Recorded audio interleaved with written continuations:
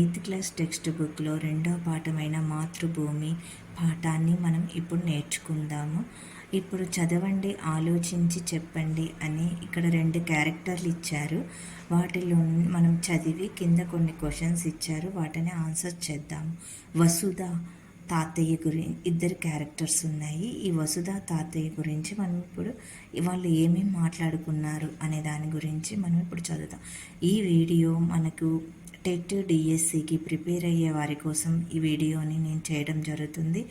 ఈ వీడియోలో మనకి ఎలా చదవాలి లెసన్ని, డిఎస్సికి టెట్కి ఎలా ప్రిపేర్ అవ్వాలి, దాంట్లో క్వశ్చన్స్ ఎలా వస్తాయి అనే దాని గురించి నేను చెప్తాను. నేను చదివింది, నేను టెట్ డిఎస్సిలో ఫాలో అయిన విషయాలు, నేను ఎలా చదివాను అనే దాని గురించి మీకు ముందు నేను లెసన్ చదువుకుంటూ మీకు చెప్తాను. మీకు నచ్చితే మీరు ఫాలో అవ్వండి. ఇప్పుడు మనము ఈ పాఠాన్ని చదువుదాం.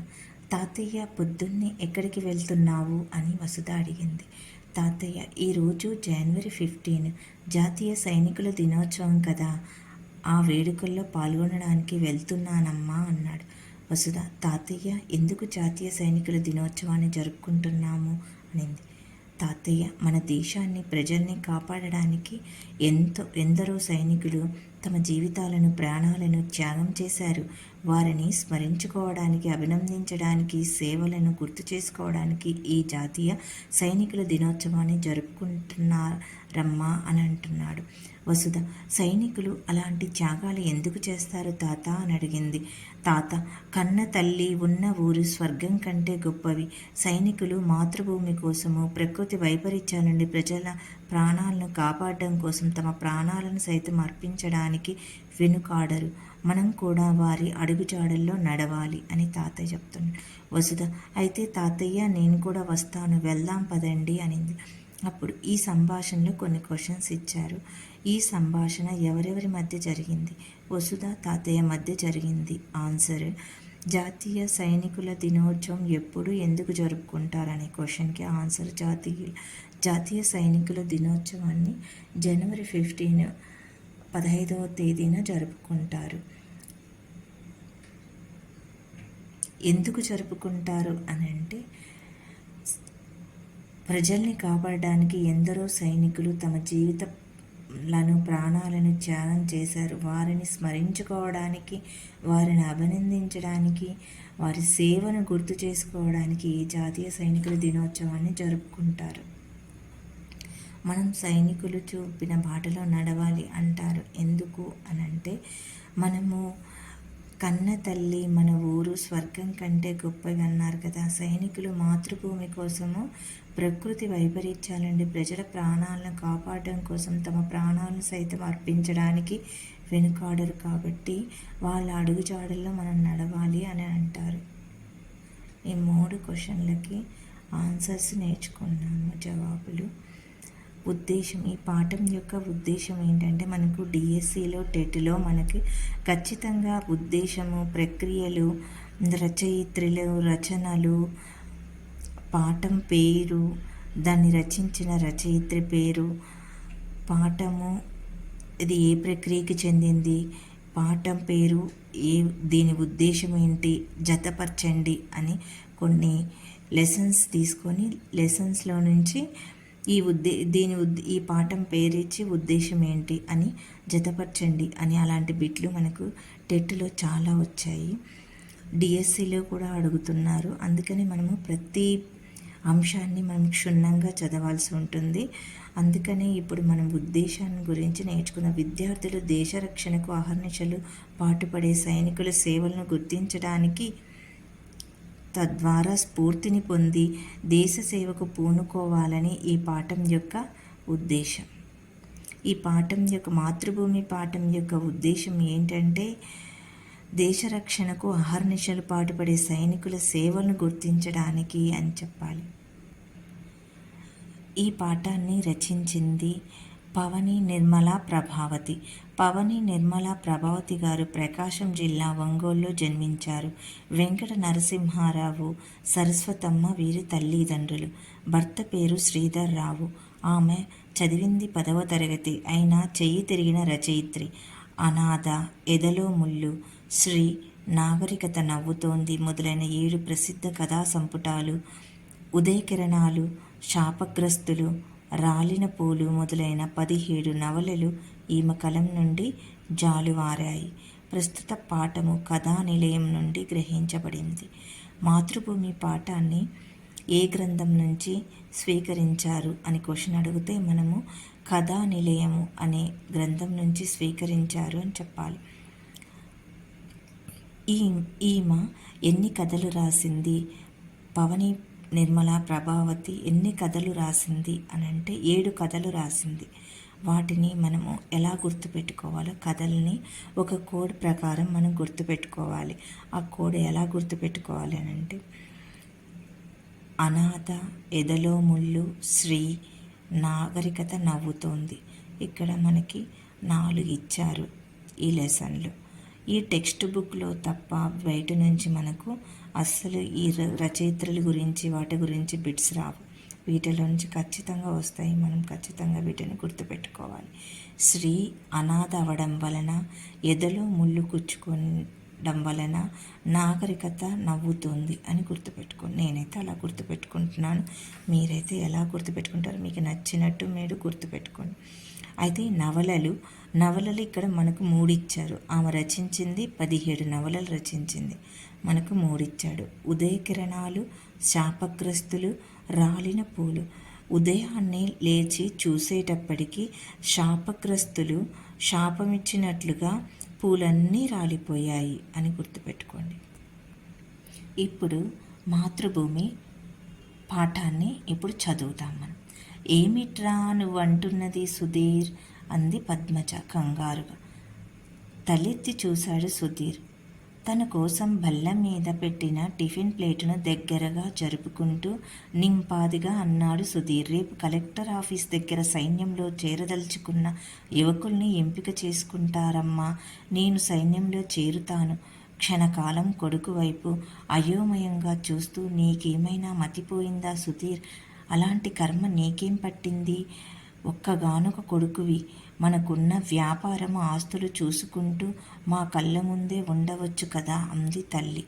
అప్పుడు సుధీర్ ఆశ్చర్యంగా తల్లి వైపు చూశాడు. అది కర్మ అమ్మా. దేశాన్ని కాపాడుతూ దేశ ప్రజల్ని రక్షించే ఉద్యోగం అమ్మా. అది కర్మ ఎలా అవుతుంది? ఎన్నో మహిళా మండలిని స్థాపించావు. వారిని ఉత్తేజపరుస్తూ ఎన్నో ఉపన్యాసాలు ఇస్తావు. పెద్ద చదువుకున్న నువ్వే ఇలా మాట్లాడేది అంటూ చిరుకోపంతో తల్లిని ప్రశ్నించాడు. ఏమిటమ్మా పలకవు? నా పేరెందుకు సుధీర్ అని పెట్టావు అని అరుస్తున్న కొడుకును చూస్తూ చిరునవ్వు నవ్వింది పద్మజ. ఇప్పుడు తమాషాలు కాదమ్మా. రేపు పట్నం వెళ్ళి సైన్యంలో చేరుతాను. తాటి చెట్టు మళ్ళీ ఇంత పొడుగు పెరిగాను. నా కండలు చూడు ఎలా ఉన్నాయో. తప్పక ఎన్నికవుతాను. సుధీర్ ప్లేట్లో చేయి కడుక్కుంటూ దృఢంగా అన్నాడు. పద్మజ తెల్లబోయింది. కొడుకు ఇలా పట్టుదలగానే ఉన్నాడమ్మా విషయం ఆమెకు బోధపడింది. సుధీర్కి దగ్గరగా కూర్చొని మెల్లగా అందామె. చూడు నాన్న, నువ్వు ఒక్కడివే నాకున్నది. నువ్వు మమ్మల్ని వదిలి వెళ్ళిపోతే మేమేం కావాలి అంటూ కన్నీళ్లు పెట్టుకుంది. సుధీర్ అమ్మ మాటకు కలవరపడ్డాడు. అదేమిటమ్మా అలా మాట్లాడితే? మరి దేశం అన్నాడు ఆమె కన్నీళ్లు తుడుచుకుంటూ. దేశం ఏమీ కాదు, దానికోసం ఉన్నారులే చాలామంది. నా మాట విను. బిడ్డగా నిన్ను విషయంలోనూ నొప్పించలేదు. ఈ విషయంలో నన్ను, మీ నాన్నగారిని నొప్పించకు అంటూ ఆమె వంటగదిలోకి వెళ్ళిపోయింది. సుధీర్ సోఫాలో కూర్చొని మౌనంగా ఆలోచిస్తున్నాడు. అంతలో తండ్రి రాజారావు బయటి పనులు ముగించుకొని ఇంటికి వచ్చాడు. పద్మజ జరిగిన విషయం చెప్పింది. కొడుకు దగ్గరికి వెళ్ళి, నీకిదేం పాడుబుద్ధిరా? ఏదో BA పూర్తయింది కదా, వ్యాపారం చేస్తావని మేము సంబరపడుతూ ఉంటే అని గర్జిస్తూ అన్నాడు. వ్యాపారం చేయడం నాకిష్టం లేదు నాన్న. ఏదైనా ఉద్యోగం చెయ్యాలనే ఉద్దేశంతోనే సైన్యంలో చేరాలనుకున్నాను అని నుసుక్కుంటూ అన్నాడు. అందుకని సైన్యంలో చేరి చస్తావా అన్నాడు తండ్రి. చేరిన వాళ్ళంతా చావరు నాన్న. చాలేవోయ్ అతి తెలివి. నీకు ఉద్యోగం కావాలి కదా, సరే రేపు నాతో పాటు రా, తెలిసిన వారి దగ్గర ఏ గుమస్తా ఉద్యోగమైనా ఇప్పిస్తాను అంటూ సుధీర్కు మరో మాటకు అవకాశం ఇవ్వకుండా బయటకు వెళ్ళిపోయాడు రాజారావు. ఛీ, ఈనాడు సమాజంలో కొంతమందికి దేశభక్తి, ధైర్యము, సాహసం లేవు. సమాజాభివృద్ధి కాంక్ష లేదు. మనిషికి స్వార్థపు బతుకులు తప్ప అని పెద్దగా గొణుగుతున్న కొడుకు వైపు వాత్సల్యంతో చూసింది పద్మజ. ఇది పద్మజ రాజారావుల కుటుంబ పరిస్థితి. ఆదర్శ భావాల్ని, దేశభక్తిని అణచివేసిన పరిస్థితి. ఇందులో మనకి ఎక్కువగాను కథా ప్రక్రియలో మనకి ఈ కథలో నుంచి మనకు ఈ లెసన్లో నుంచి మనకి ఎక్కువగా ఎలాంటి బిట్స్ వస్తాయంటే, మనకు పాత్రల గురించి అడుగుతారు. ఈ మాతృభూమిలోని పాత్రలు ఇచ్చి ఇంకా కొన్ని లెసన్ల పాత్రలు ఇచ్చి వాటిని జతపరచండి అని చెప్తారు. మాతృభూమి పాఠానికి ఉన్నటువంటి క్యారెక్టర్స్ సుధీర్, పద్మజ, రాజారావు. అదే ఊరిలో చంద్రమ్మ, రోషయ్య కుటుంబం ఉంది. వారికి 5 సంతానం. వారి పెద్ద కొడుకు వీర. వాళ్ళ అమ్మతో మాట్లాడుతూ, నేను రేపు సైన్యంలో చేరిపోతానమ్మా, మంచి జీతాలిస్తారట అని ఉత్సాహంగా చెప్పాడు. చంద్రమ్మ కళ్ళల్లో ఎంతో వెలుగు. నిజమేనట్రా అంది. నిజంగానే అమ్మా, ఇప్పుడే అధికారి దగ్గరికి పోయి మాట్లాడొచ్చాను కూడా. ఆ వివరాలన్నీ చెప్పాడు. రేపు చాలామందిని సైన్యంలోకి తీసుకుంటారమ్మా, నేను ఎన్నికవుతానమ్మా అన్నాడు అధికారి. సైన్యంలో చేరితే జీతం వస్తుంది, ఇక్కడికి పంపిస్తాను, ఇంటిల్లిపాది తినొచ్చు, నాన్నగారికి ఆసరా లభిస్తుంది. వీటన్నింటికంటే మన దేశానికి సేవ చేసే అవకాశం వస్తుంది కదమ్మా. సంతోషంతో వీర ఈ మాటలన్నీ చెబుతుంటే చంద్రమ్మ మనసు ఆనందంతో మునిగిపోయింది. చంద్రమ్మకు చుట్టూరా చిమ్మినటువంటి చీకటి తొలగిపోయినట్లయింది. భర్త రెక్కల కష్టం తొలగిపోతుందని భావించింది. పిల్లలకు చదువులు చెప్పించవచ్చు అనుకున్నది. అంతలోనే గుండెలు పిండేసే ఆలోచన ఆమె ఎదలో ముళ్ళులా కదలాడింది. సైన్యంలో చేరితే యుద్ధం వస్తే తల్లి ప్రేమ కళ్ళ ముందు కదలాడక మెల్లిగా అంది. అది విని వీర పక్కున నవ్వాడు. యుద్ధంలోగాక ఇక్కడ మాత్రము చావకూడదా ఏమిటమ్మా? పస్తులుండి బాధపడడం కంటే ఉన్న 4 రోజులు హాయిగా బతకటం మేలు కదా. దేశం కోసం చావడం కంటే గొప్పేముంది? అలాంటి మంచి చావుని కోరుకోవడానికి తప్ప దాని గురించి భయపడకూడదమ్మా అంటూ బయటకు వెళ్ళిపోయాడు వీర. ఈ మాటలు విన్న రోషయ్య మీసం మెలేస్తూ గర్వంగా నవ్వాడు. ఆడు నా కొడుకే చంద్రి, గుండె ధైర్యం చూశావా అంది. అది నాది. అచ్చరలచ్చలు చేసే మాటలన్నాడు నా బిడ్డ. వీళ్ళు కాకపోతే మరెవరు దేశానికి సేవ చేస్తారు? యువకులు దేశం కోసం, ప్రజల కోసము పాటుపడాలి. మన వీరా కూడా అలాగనే మంచి పని చేస్తాడు కాబట్టి వీరాను మెచ్చుకోవాల్సిందే అన్నాడు. ఆ సమయాన చంద్రమ్మకు ఆనందం, దుఃఖం రెండూ కలిగాయి. ఇలా వీరాతో పాటు ఎంతోమంది సైన్యంలో చేరుతున్నారు. 10 ఏళ్ళు గిర్రన తిరిగాయి. సమాజంలో అనేక మార్పులు వచ్చాయి. సుధీర్ వ్యాపారవేత్తగా కొనసాగుతున్నాడు. కానీ దేశానికి సేవ చేయలేకపోయాననే బాధ అలానే మిగిలిపోయింది. ఆనాటి మంకుపట్టు వదిలి సుధీర్ హాయిగా ఉన్నందుకు పద్మజ, రాజారావులు ఇద్దరూ ఆనందించని క్షణం లేదు. వీరా సైన్యంలో చక్కగా పనిచేస్తూ ఎదిగిపోయాడు. హిందీ, ఉర్దూ, ఇంగ్లీష్, బెంగాలీ, కన్నడ, తమిళం వంటి 7-8 భాషల్లో అనర్కలంగా మాట్లాడుతున్నాడు. ఇంటికి వచ్చిన ప్రతిసారి తమ్ముళ్లకు, చెల్లెళ్లకు స్వెటర్లు, మంచి బట్టలు, వాచీలు, తల్లిదండ్రులకు బట్టలు, కప్పుకునే రగ్గులు తెస్తున్నాడు. వాళ్ళు అతను పంపిన డబ్బుతో ఇల్లు కట్టుకున్నారు. ఈసారి వీర సెలవులకు వచ్చాడు. వీర వచ్చిన ప్రతిసారి వారింట్లో పండగే. తమ కుటుంబ పరిస్థితులను తలుచుకొని వీరాతో పాటు తల్లిదండ్రులు కూడా సంతోషపడ్డారు.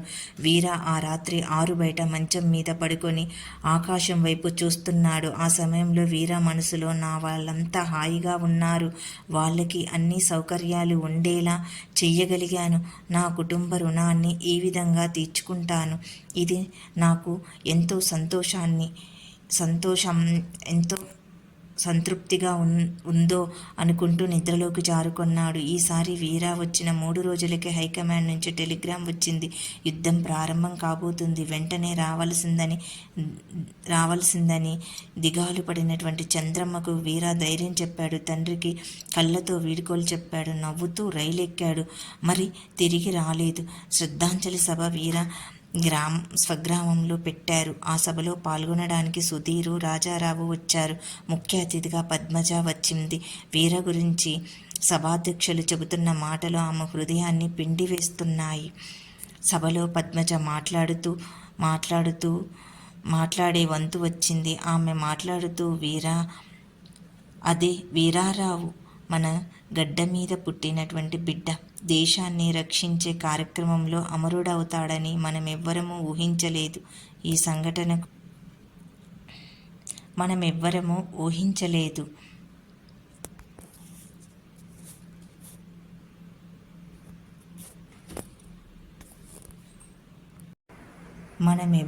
ఊహించలేదు. ఈ సంఘటనకు నా గుండె పగిలిపోతుంది.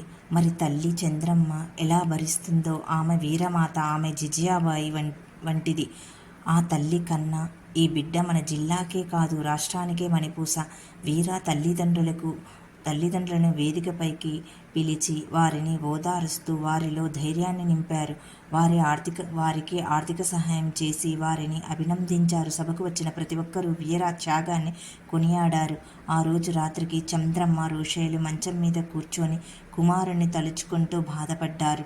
రోషయ్య భార్యను ఓదారుస్తున్నాడు. చంద్రమ్మ వెక్కి ఏడుస్తా, ఆ పేదోళ్ల మాటలు నాకు అర్థం కాలేదు, కానీ నా బిడ్డ బతికిన 4 రోజులు మన రుణం తీర్చుకోవడమే కాదు, దేశసేవలో మరణించి జనుల గుండెల్లో నిలిచిపోయాడు.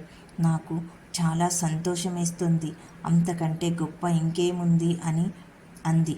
తల్లిదండ్రులందరూ తమ పిల్లలు వాళ్ళ కళ్ళెదుటే ఉండాలనుకుంటే ఎలాగా? ఈ దేశాన్ని రక్షించేవారు ఎవరు? సేవ చేసేవారు ఎవరు?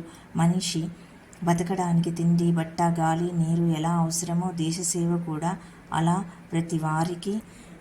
ప్రతి వారికి ఊపిరిగా నిలవాలి. మనం మన 2వ అబ్బాయిని కూడా సైన్యంలో చేరుద్దాం, దేశ రక్షణలో భాగస్వామిని చేద్దామంటూ గుండెల్లోని బరువును దింపుకుంటూ గోడ మీద వెలిగిపోతున్న వీర ఫోటోను చూస్తూ నిద్రలోకి జారుకున్నది.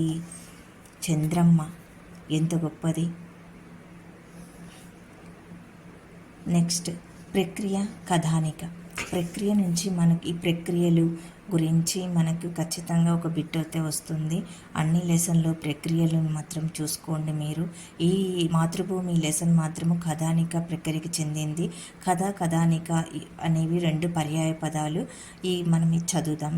కథానిక ఈనాడు పర్యాయ పదాలుగా వాడుతున్నారు. కథానిక వ్యక్తి జీవితంలో ఒక ముఖ్య సన్నివేశాన్ని, సంఘటనల మధ్య సంభాషణని కళాత్మకంగా చిత్రిస్తుంది. క్లుప్తత దీని లక్ష్యము.